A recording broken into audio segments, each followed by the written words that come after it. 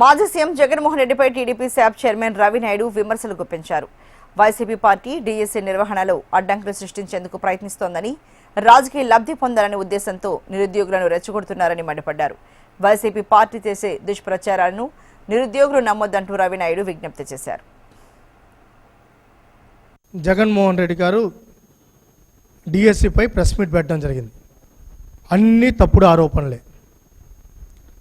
పాడిందే పాడరా పాసి పనుల దాస అన్నట్టు నెలల రోజుల నుంచి ఏం మాట్లాడారో దాన్నే మళ్ళీ ఈరోజు ఆయన అదే మాట్లాడారు. అసలు డిఎస్సిఏ నిర్వహించలేని వ్యక్తి నువ్వు డిఎస్సి గురించి మాట్లాడారు. ఒక బురద తీసుకొని వచ్చి మొహాన్ని కొట్టేస్తే కడుక్కుంటా కూర్చుంటారు. బురద తీసుకుంటే మేము ఆధారాలతో మాట్లాడుతున్నాం, మా అధికారులు ఆధారాలతో మాట్లాడుతున్నారు, దాని గురించి మాట్లాడరు.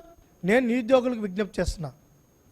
ఈరోజు జగన్మోహన్ రెడ్డి గారి ప్రెస్ మీట్ అంతా చూడండి, రాజకీయ ఉద్దేశం తప్ప, దురుద్దేశం తప్ప ఏమన్నా ఉందా? ఏమన్నా